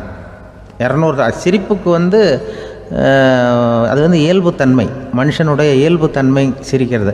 அதுக்கு ஜோக்கே தேவைப்படாது. ஆனால் இப்போ காலங்காலமாக நாம் என்ன போதிக்கப்பட்டு வந்திருக்கிறோம்னா, சிரிப்புங்கிறது ஒரு பாவமான செயல். ஒரு முதலாளிக்கு முன்னாடி தொழிலாளி சிரித்தா மரியாதை குறைச்சல், ஒரு கணவனுக்கு முன்னாடி மனைவி சிரித்தா மரியாதை குறைச்சல், அது மாதிரி ஒரு வாத்தியாருக்கு முன்னாடி பையன் சிரித்தா மரியாதை குறைச்சல், ஒரு ஆஃபீஸருக்கு முன்னாடி பியூனு சிரித்தா மரியாதை குறைச்சல், இப்படின்னு சொல்லி சிரிப்புங்கிறது ஏதோ மரியாதை குறைவான செயல்னு காலங்காலமாக நாம் போதிக்கப்பட்டு வந்திருக்கிறோம். இப்போ மரபு ரீதியாகவே அந்த சிரிப்பு வந்து நம்மகிட்ட சிறைப்பட்டுருக்கு தான், அடங்கி போச்சு. அந்த சிறைப்பட்டிருக்கிற சிரிப்பை வெளியில் கொண்டு வர்றதுக்கு தான் ஜோக்குன்னு ஒரு சாவியை போட வேண்டியிருக்கு. வேறு இந்த ஜோக்குக்கும் சிரிப்புக்கும் சம்மந்தம் இல்லை. அதை ஏற்கனவே இருக்கிறத வெளில கொண்டு வரதுக்கு ஒரு சாவி மாதிரி உபயோகப்படுதுன்னு இப்போ அதை பற்றி ஆராய்ச்சி பண்ணுறவங்களாம் சொல்கிறாங்க. ஏன்னா சிரிப்புக்கு ஜோக்கு தேவைப்படாது. இப்போ ஒரு குழந்தை தொட்டிலில் படுத்துருக்குன்னு வைங்களேன், குழந்தை தொட்டிலில் இருக்குது, அது முகத்துக்கிட்ட போய் ஒரு கிளுகிழுப்பை ஆட்டுங்க சிரிக்கும். அந்த கிளுகிழுப்பை சத்தமே சிரிக்க வைக்கிறதுல அதுதான் மனுஷனுடைய இயல்புத்தன்மை. அது என்ன ஜோக்காது? சத்தம். ஒரு கிளுகிழுப்பை கொண்டு போய் குழந்தை முகத்துக்கிட்ட ஆட்டினா சிரிக்குதே, அதுதான் இயல்புத்தன்மை. அதே கிளுகிழுப்பை ஒரு தாத்தா மூஞ்சிக்கிட்ட ஆட்டுங்க, கோவம் வந்துடும், அடிக்க வருவார். என்னடா விளையாட்டு இது அப்படிம்பாரு. ஏன்னா அவர் சிரிச்சுக்கிட்டு இருந்தவர், அப்படி இருந்தவர் ஒரு காலத்தில். ஒரு கிளுகிழுப்பைக்கு சிரித்தவர் ஒரு காலத்தில் இப்போ கோவப்படுறாருன்னா அந்த அளவுக்கு நம்ம மாறி போயிட்டே வந்துக்கிட்டு இருக்கிறோம். அதனால் வந்து அந்த இயல்புத்தன்மை மாறாமல் இருக்கணுங்கிறது ரொம்ப முக்கியம். அதுக்காக எல்லோரையும் குழந்தையாக்க முடியாது. மனுஷன் வந்து எல்லோரும் இனிமேல் வந்து வயசுங்கிறது கூட ஆகிட்டே தான் இருக்கும். அதுக்காக குறைச்சிக்கிட்டே போக முடியாது. அதுக்கு யாராவது மருந்து கண்டுபிடிச்சாதான் உண்டு. ஆனால் ஒருத்தர் மருந்து கண்டுபிடிச்சாராம், சொல்லுவாங்க. ஒரு டாக்டர் வந்து ஒரு மாத்திரை கண்டுபிடிச்சாராம். ஒரு மாத்திரை சாப்பிட்டா ஒரு வயசு குறையும், ஒரு மாத்திரை சாப்பிட்டா ஒரு வயசு குறையும் அப்படின்னு ஒரு மாத்திரையை கண்டுபிடிச்சிருக்காரு. ஒரு பாட்டி அம்மா, 90 வயசு பாட்டி, அது போயிருக்கு. அதே டாக்டர்கிட்ட போய், ஐயா எனக்கு ஒரு பாட்டில் மாத்திரை கொடுங்க, இந்த வயசு குறையிற மாத்திரை அப்படின்றது. அவர் ஒரு பாட்டில் கொடுத்தார் மாத்திரை. பாரும்மா பாட்டியம்மா, ஒரு மாத்திரை சாப்பிட்டா ஒரு வயசு குறையும், எடுத்துகிட்டு போகணும்னு கொடுத்துருக்காரு டாக்டர். இந்த 90 வயசு பாட்டி எடுத்துகிட்டு வீட்டுக்கு வந்துட்டு மறுநாள் அதே டாக்டர்கிட்ட போயிருக்கு. 30 வயசு பொண்ணாக போச்சான். 30 வயசு பொண்ணாக மாறி அதே டாக்டர்கிட்ட போயிருக்கு. இடுப்பில் ஒரு கை குழந்தை, அது சட்டை கிட்ட போடாமல் கட்டவரில் வாயில் வச்சுட்டு உட்காந்துருக்கு. நேராக டாக்டர்கிட்ட போய், டாக்டர் நேற்று வந்தேன், ஏதோ ஒரு மாத்திரை சாப்பிட்டா ஒரு வயசு குறையுன்னீங்க, நான் ஏதோ ஒரு ஆர்வத்தில் ஒரு 30-40 மாத்திரை சாப்பிட்டேன், இப்படி ஆகிட்டேன் அப்படின்னு. இப்போ டாக்டர் சொல்லியிருக்காரு, இதுக்கு ஏமா வருத்தப்படுற, எல்லோரும் வந்து வயசு குறையணும்னு தான் நினைக்கிறாங்க, உனக்கு வயசு குறைஞ்சிட்டுது, நீ சந்தோஷப்படு, இதுக்கே மறுபடியும் என்னிட்ட வந்திருக்கிற அப்படின்னாரான் டாக்டர்.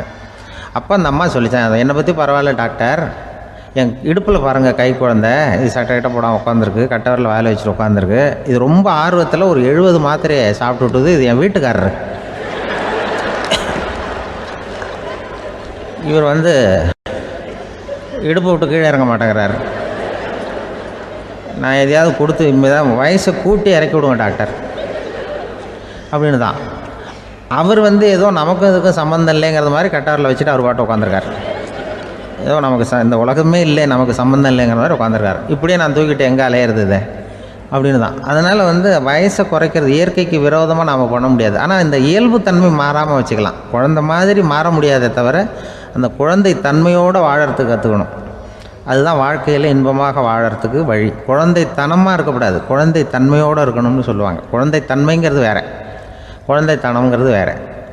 அப்படி ஒரு மாத்திரை கண்டுபிடிச்சிட்டா இப்போ யாராவது ஒருத்தவங்க இடுப்பில் குழந்தைய தூக்கிட்டு போனால் போய் கேட்கணும், ஏம்மா இது ஏன் வீட்டுக்காரரா உன் குழந்தையா அப்படின்னு கேட்டு அதுக்கப்புறம் அவருக்கு வணக்கம் சொல்லணும். இப்படிலாம் ஆகிடும் நிலைமை. இயற்கையை நம்ம மாற்ற முடியாது, அதுக்கு தகுந்தாப்புல தான் நாம் பண்ணணும். குழந்தை தன்மையோடு வாழறதுக்கு குடும்பத்தில் குழந்தை தன்மைங்கிறது எப்படின்னா, இப்போ சில பேருக்கு அந்த குழந்தைத்தன்மை உண்டு.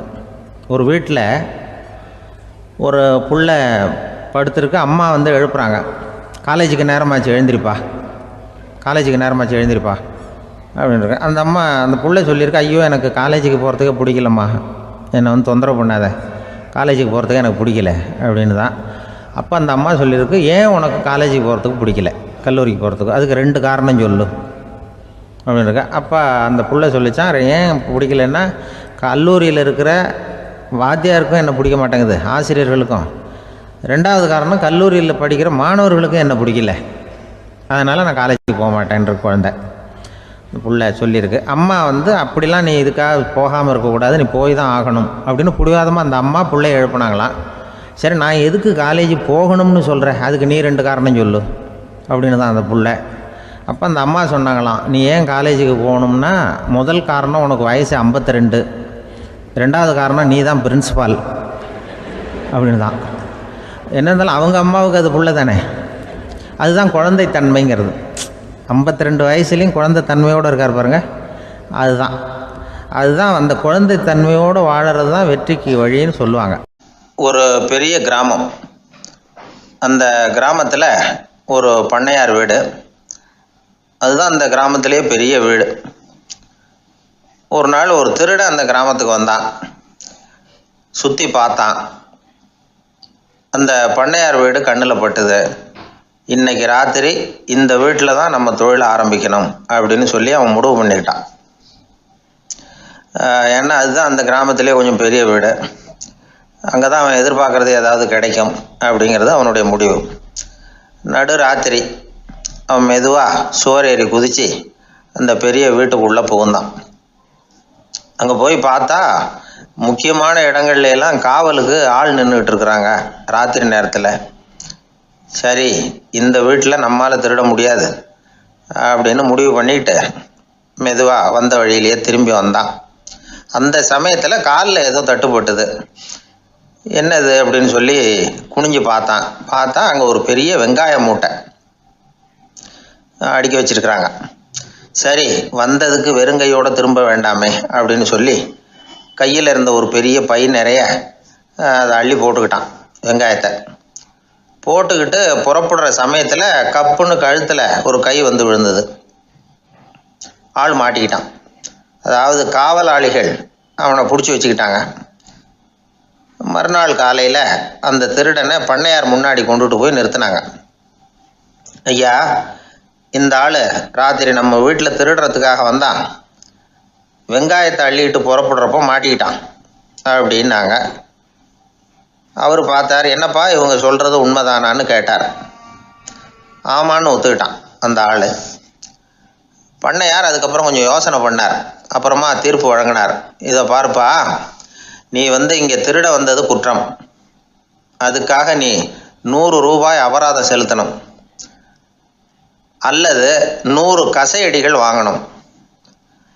அதுவும் இல்லைன்னா நீயே திருடுன அவ்வளவு வெங்காயத்தையும் பச்சையாக என் கண் முன்னாடியே சாப்பிட்டுடணும். இதில் எந்த தண்டனையை ஏற்றுக்கிறது அப்படிங்கிறத பற்றி நீயே யோசனை பண்ணி முடிவு எடுத்துக்கலாம் அப்படின்னு சொல்லிவிட்டார். அதாவது இவனே முடிவு பண்ணிக்க வேண்டியது, 100 ரூபா பணம் கட்டுறியா, இல்லது சாட்டை அடி வாங்குறியா, அல்லது வெங்காயத்தை சாப்பிட்றியா, இதுதான் அவர் கொடுத்தது, நீயே முடிவு பண்ணி சொல்லுன்னு விட்டார். திருடன் கொஞ்சம் நேரம் யோசனை பண்ணி பார்த்தான். அவனுக்கு இருக்கிறதுலே ரொம்ப சுலபமாக தெரிஞ்சது இந்த வெங்காயத்தையே சாப்பிட்டுட்றேன்ட்டான். ஐயா, நான் இந்த வெங்காயத்தையே சாப்பிட்டுட்றேன், அதுதான் எனக்கு கொஞ்சம் சுலபமாக தெரியுதுன்னா சரின்னு விட்டார் பண்ணையார். அப்படியே எல்லாத்தையும் கொண்டு கொட்டினாங்க. ஒவ்வொன்றா எடுத்து சாப்பிட ஆரம்பித்தான். கொஞ்ச நேரம் சுவாரஸ்யமாக சாப்பிட்டான். அதுக்கப்புறம் வாய் எரிய ஆரம்பிச்சுட்டுது. கண்ணு ரெண்டும் செவந்து போச்சு. கண்ணில் இருந்து தார தாரையாக கண்ணீர் வழிய ஆரம்பிச்சுட்டுது. ஒரே எரிச்சல். அவனால் தாக்கு பிடிக்க முடியல. வெங்காயம் பாதி கூட தீரல. பார்த்தான், சரி இது நமக்கு சரிப்பட்டு வராது அப்படின்னு முடிவு பண்ணிட்டான். ஐயா, என்னை மன்னிச்சுக்கோங்க, இது என்னால் முடியாது போல இருக்கு, பேசாமல் எனக்கு 100 ஷார்ட் ஐடியா கொடுத்துருங்க அப்படின்னா. அவரும் சரின்னார். ஷார்ட் ஐடி விழ ஆரம்பிச்சிது. அதுவும் ஆரம்பத்தில் ஒரு மாதிரியாக இருந்தது. ஒரு 60 அடிகள் விழுற வரைக்கும் தாங்கினான். அதுக்கு மேலே அவனால் முடியல, தாக்கு பிடிக்க முடியல. ஐயா, என்னை மன்னிச்சுக்கோங்க அப்படின்னு மறுபடியும் பண்ணையார் காலில் விழுந்தான். ஐயா, இதுவும் எனக்கு சரிப்பட்டு வராது போல இருக்கு, பேசாமல் 100 ரூபா அபராதமே கட்டிவிட்றேன் அப்படின்னா. அதே மாதிரி பணத்தை எடுத்து கொடுத்துட்டு அவன் பாட்டுக்கு போனான். இப்படி ஒரு கதை உண்டு. இந்த கதையை உலக புகழ்பெற்ற மனோதத்துவ மேதை எம் ஸ்காட் பெக் ஒரு உதாரணமாக எடுத்து சொல்கிறார். எதுக்காக அவர் எடுத்து சொல்கிறாருன்னா, இந்த முடிவெடுக்கும் திறன் அப்படிங்கிறத விளக்கிறதுக்காக. வாழ்க்கையில் முடிவெடுக்கிற திறன் நம்ம ஒவ்வொருத்தருக்கும் ரொம்ப அவசியம். எந்த சந்தர்ப்பத்தில் எப்படி முடிவெடுக்கிறோம் அப்படிங்கிறத வச்சு தான் நம்ம வாழ்க்கை அமையும். எவ்வளவு தான் பணம் இருந்தாலும் சரி, எவ்வளவு தான் படிச்சிருந்தாலும் சரி, இந்த முடிவெடுக்கிற திறன் சரியா இல்லைன்னா வாழ்க்கையில் பல சறுக்கல்களை சந்திக்க வேண்டியிருக்கும். நாம் முடிவுகள் எடுத்தால் அந்த முடிவுகளால் ஏற்படக்கூடிய விளைவுகளுக்கு நாம் பொறுப்பு ஏற்க வேண்டியிருக்குமே அப்படிங்கிற பயத்தினால முடிவெடுக்கிற அதிகாரத்தை பல சமயங்களில் நாம் மற்றவங்களுக்கு தாரவாத்து கொடுத்துட்றோம். நாமே முடிவெடுக்கக்கூடிய திறமையை வளர்த்துக்கிறது தான் ரொம்ப முக்கியம். ஒருத்தர் சொன்னார், சார், சின்ன சின்ன பிரச்சனைகள்ல எல்லாம் எங்கள் வீட்டில் என் மனைவி முடிவு எடுக்க விட்டுருவேன், பெரிய பிரச்சனைகள்ல எல்லாம் நான் தான் முடிவெடுப்பேன் அப்படின்னார். பரவாயில்லையே அப்படின்னு சொல்லி, சின்ன சின்ன பிரச்சனைகள்னா எதுங்க அப்படின்னு கேட்டேன். ஒன்றும் இல்லை, இந்த வீட்டு வருமானத்தை பெருக்கிறது எப்படி, வீட்டு செலவை சரி கட்டுறது எப்படி, வீட்டு செலவுக்கு வாங்கியிருக்கிற கடனை அடைக்கிறது எப்படி, இதெல்லாம் சின்ன சின்ன பிரச்சனைகள், என் மனைவி கிட்ட முடிவு எடுக்கிற விஷயத்தை விட்டுருவேன்னார். பெரிய பிரச்சனை தான் நான் எடுத்துக்குவேன்னார். அப்படின்னா பெரிய பிரச்சனைன்னா எது சார் அப்படின்னு கேட்டேன். அது என்னென்னா, இந்த உலக பொருளாதாரத்தை மேம்படுத்துறது எப்படி, 21ஆம் நூற்றாண்டில் என்னென்ன சவால்களை சந்திக்க வேண்டியிருக்கும் உலகம், இதெல்லாம் நான் பார்த்துக்குவேன் அப்படின்னார். பாருங்கள், இது பிரச்சனைகள்லேருந்து தப்பிக்கிற வழி. அதனால் வாழ்க்கையில் பிரச்சனைகளை சந்திக்கிறதுக்கு தயங்கக்கூடாது. அதே மாதிரி சரியான நேரத்தில் சரியான முடிவு எடுக்கிறதுக்கு நாம் கற்றுக்கணும். அது ரொம்ப முக்கியம். ஒரு ரயில் போய்கிட்டு இருக்கு. அதில் ஒரு பெரியவர் பிரயாணம் பண்ணிகிட்டு இருக்கிறார். எதிரில் ஒரு பெரிய அதிகாரி, ஐஏஎஸ் ஆஃபீஸர் உட்காந்துருக்கிறார். 2 பேருக்கும் முன்ன பின்ன அறிமுகம் இல்லை. அவர் வேற யாரோ, இவர் வேற யாரோ. ஒரே ரயிலில் பிரயாணம் பண்ணிகிட்டு இருக்கிறாங்க. அதுவும் எதிர்த்த இருக்கையில். ஏதோ ஒரு நகரத்தில் வண்டி நின்றுது. 2 பேரும் கீழே இறங்கினாங்க. பெரியவர் ஒரு ட்ரங்க் பெட்டியோட கீழே இறங்கினார். அந்த அதிகாரி கையில் ஒரு சின்ன பெட்டி. அவர் அந்த சின்ன பெட்டியை கீழே வச்சுட்டு கூலி கூலின்னு கத்திக்கிட்டு இருந்தார். இந்த பெரியவர் பார்த்தார். ஐயா, இந்த பெட்டி மட்டும்தானா, இல்லை இன்னும் ஏதாவது இருக்குதா அப்படின்னு விசாரித்தார். இப்போ அதிகாரி சொன்னார், இல்லைங்க, இது மட்டும்தான் அப்படின்னு சொன்னார். இதுக்கு என்னத்துக்காக கூலி ஆள், நானே எடுத்துக்கிட்டு வரேனே, வாங்க அப்படின்னு சொல்லி அந்த பெட்டியை இந்த பெரியவர் கையில் எடுத்துக்கிட்டார். எடுத்ததும் 2 பேரும் பேசிக்கிட்டே நடந்து வராங்க. இப்போ பெரியவர் சொன்னார், இப்போ உள்ள நாகரிகம் எப்படி இருக்குன்னா, சுமை கால் பணம், சுமக்கூலி முக்கால் பணம் அப்படிங்கிற மாதிரி இருக்குது. பணத்தை வீணாக்கிறதோட இது கௌரவம்னு வேற நினைக்கிறாங்க அப்படின்னார். அவர் சொல்கிறது சரிதான். 10 ரூபாய் மதிப்புள்ள ஒரு சுமையை 30 ரூபா கொடுத்து தூக்கிட்டு போவோம். நாமே அதை தூக்குனா நமக்கு கௌரவ குறைச்சல் அப்படின்னு நினைப்போம். இதுதான் நம்ம நிலைமை. ஆனால் அந்த பெரியவர் என்ன சொன்னார் தெரியுமா? நீங்கள் எங்கே போகணுமோ அது வரைக்கும் நானே இதை எடுத்துகிட்டு வரேன் அப்படின்னார். அந்த அதிகாரி பக்கத்தில் உள்ள ஒரு ஹோட்டல் வரைக்கும் போனார். பெரியவரும் அங்கே கொண்டுட்டு போய் பெட்டியை வச்சார். உடனே அந்த பெரிய அதிகாரி அவருக்கு பணம் கொடுக்கறதுக்காக பர்ஸை எடுத்தார். உடனே இவர், ஐயா, எனக்கு கூலி எதுவும் வேணாம், உங்களுக்கு சேவை செய்கிறது என்னுடைய கடமை, நான் இந்த சேவையை செய்தது பணத்துக்காக இல்லை, அன்புக்காக அப்படின்னு சொல்லிவிட்டார். அதுக்கப்புறம் அவர் நன்றினார். 2 பேரும் பிரிஞ்சுட்டாங்க. இது முடிஞ்சது. அன்னைக்கு சாயந்தரம் அங்கே ஒரு பெரிய கூட்டம் நடக்குது. இந்த அதிகாரியும் அந்த கூட்டத்துக்கு போகிறார். மக்கள் கூட்டம் ரொம்ப அதிகம். அதனால் இந்த அதிகாரியும் ஒரு ஓரமாக உட்காந்துக்கிட்டார். அப்புறம் கொஞ்ச நேரத்தில் இந்த முக்கிய விருந்தினர் பேசுகிறதுக்காக வரார் மேடைக்கு. மேடையில் இருந்த பெரியவங்கள்லாம் எழுந்திரிச்சு நின்று அவருக்கு மாலை போட்டு மரியாதை செய்கிறாங்க. எங்கேயோ ஒரு மூலையில் உட்காந்துருந்தார் அதிகாரி. அவர் இதை கவனித்தார். அவருக்கு ரொம்ப ஆச்சரியம், அதிர்ச்சி. ஏன்னா அங்கே பேச வந்த முக்கிய விருந்தினர் வேற யாரும் இல்லை, இன்னைக்கு காலையில் இவர் பெட்டியை தூக்கிட்டு வந்தார் பெரியவர், அவர் தான். சரி, அந்த பெரியவர் யார் தெரியுமா? அவர் தான் ஈஸ்வர சந்திர வித்யாசாகர். கூட்டம் முடிஞ்சது. அதிகாரி அவரை தேடி ஓடினார். அவர் கைகளை பிடிச்சிக்கிட்டார். ஐயா, என்னை மன்னிச்சுருங்க அப்படின்னாரு. அப்புறம் சொன்னார், அகங்காரங்கிற கெட்ட புத்தி தான் உண்மையை கண்கள்ல இருந்து மறைக்குது. அகங்காரம் தான் மனுஷனை அழிக்குது. நீங்கள் ரொம்ப பெரிய மனிதர், இருந்தாலும் மனிதத்தன்மையோடு நடந்துக்கிறீங்க. இந்த அன்பு, தயவு, பொறுமை இதெல்லாம் இல்லைன்னா மனிதனாக இருக்கிறதுல என்ன பிரயோஜனம் அப்படின்னு சொல்லிவிட்டு அந்த அதிகாரி போனாராம். மனிதத்தன்மைன்னா என்ன அப்படிங்கிற கேள்விக்கு இந்த பெரியவர் ஒரு உதாரணம். இப்பெல்லாம் அப்படியா இருக்கிறாங்க? ஒரு பெரியவர் ஒரு பெட்டியை தூக்கிட்டு வந்துக்கிட்டு இருக்கிறார். ஒரு இளைஞன் ஓடி வந்தான். கொடுங்க சார், நான் தூக்கிட்டு வரேன்னா. கொடுத்தார். வாங்கி தலையில் வச்சுக்கிட்டான். அப்புறம் சொன்னான், அடுத்தவங்க சிரமப்படக்கூடாதுங்கிறது என்னுடைய கொள்கை அப்படின்னா. அது நல்லது தான்னார் அவர். கடைசியில் பெட்டியை கொடுத்தான்.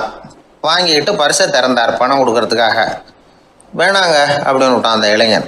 ஏன்னார், நான் சொன்னேன் அடுத்தவங்க சிரமப்படக்கூடாதுங்கிறது என்னுடைய கொள்கைன்னு, அதனால் உங்களுக்கு சிரமம் கொடுக்கக்கூடாதுங்கிறதுக்காக வரும்பொழுது நானே உங்கள் பர்ஸை எடுத்து வேணுங்கிற பணத்தை எடுத்துக்கிட்டு திருப்பி உங்கள் பாக்கெட்லேயே போட்டுட்டேன் அப்படின்னா. இப்படி இருக்குது இந்த